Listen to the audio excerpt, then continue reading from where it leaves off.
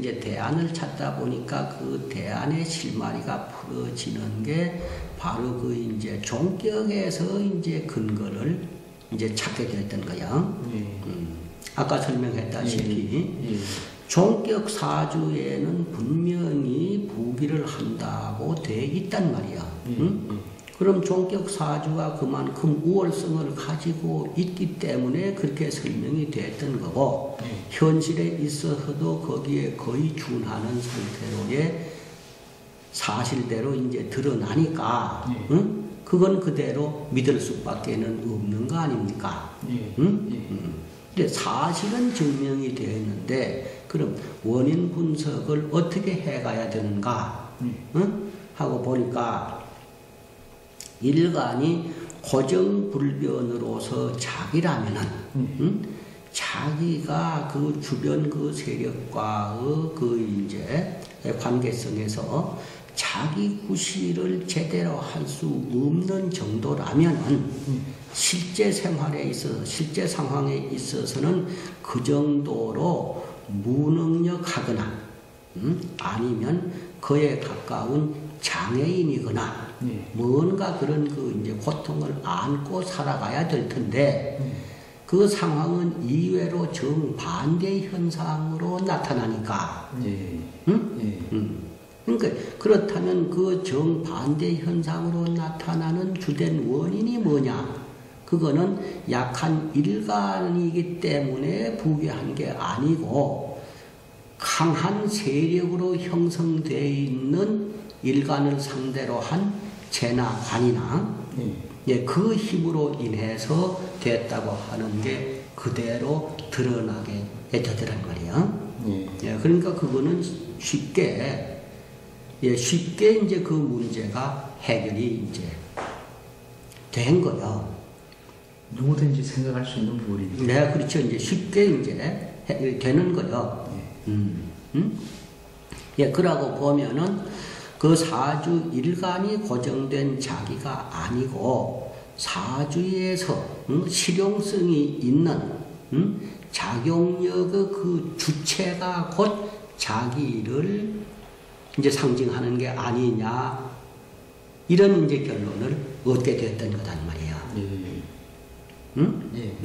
그러니까 자연히 자기 개인을 위주로 한 모든 상황은 사주 전체를 근거로 해서 파악이 돼야 하고, 상대가 있는 경우에 한해서는 그 사주 구조의 주체성, 그런 게 가장 왕성한 세력, 그 힘을 우선적으로 자기로 하면서 상대는 그와가 대상으로 하는 세력을 이제 상대로 정하는 게 이게 이제 순리겠다. 하는 그런 생각이 이제 들게 됐던 거죠. 그러나 그 역시 그 주체 세력이 고정불변의 자기만은 또 아니야. 이건 그 대상이 누구냐에 따라서, 또 현 그 이제 상황 역할에 따라서, 주체 세력이 자기가 될 경우도 있고 상대가 되는 경우도 있다 하는 얘기. 그 전까지 이제 발견이 이제 되더라 하는 얘기죠. 그래. 일간이 자의가 되지 않는다고 하는 게 규명이 되니까, 또 이제 그 이제 규명하기 이제 전에도, 그러면 과연 그 다음 단계에 해당하는 강약법은, 참 그 강약을 가리느라고 참 많은 세월을 허비했는데, 강약 해결에 대한 자신감이 없더란 말이야. 그러니까 자연히 이 강약법이 어째서 이렇게 그 이제 구별이 제대로 안 되는가 하고 회의를 갖게 될 거는 사실 아닐까요? 그래서 그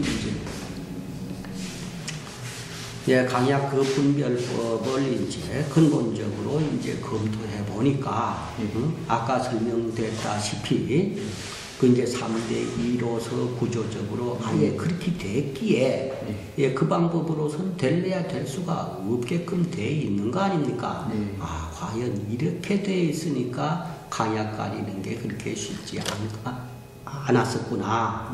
응? 하는 게 자연히 또 해소가 이제 되는 거죠.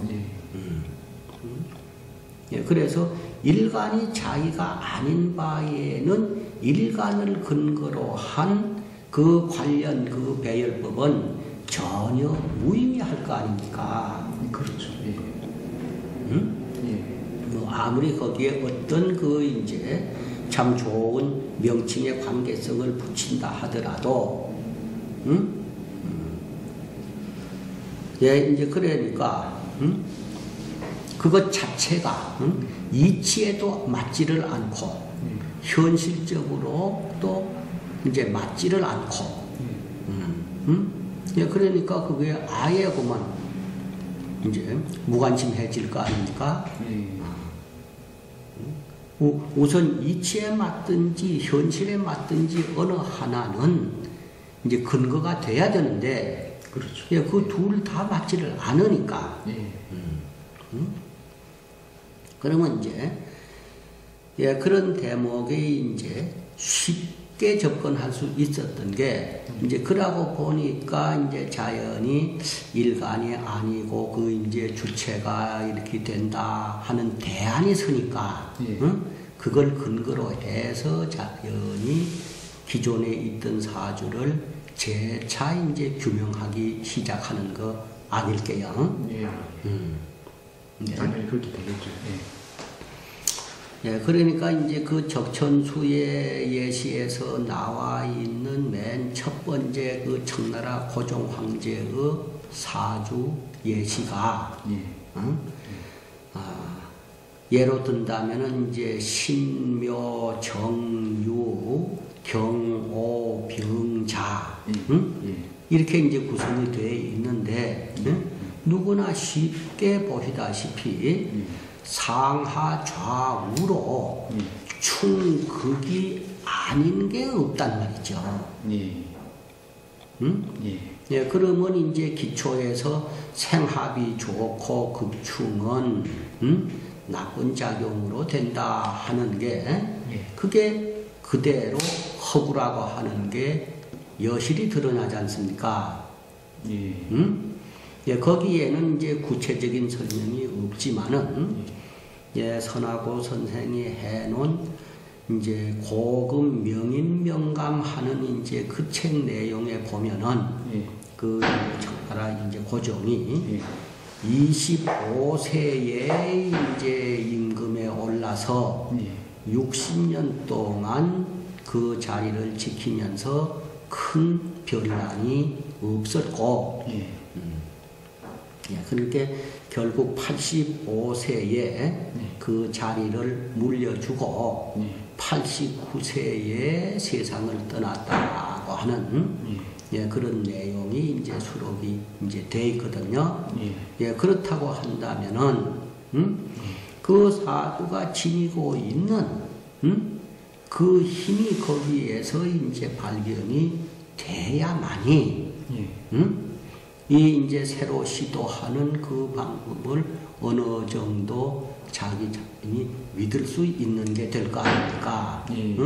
기존 사주법으로서는 그게 해명이 안 되니까 거기에서는 구체적인 육친 설명은 돼 있질 않거든요.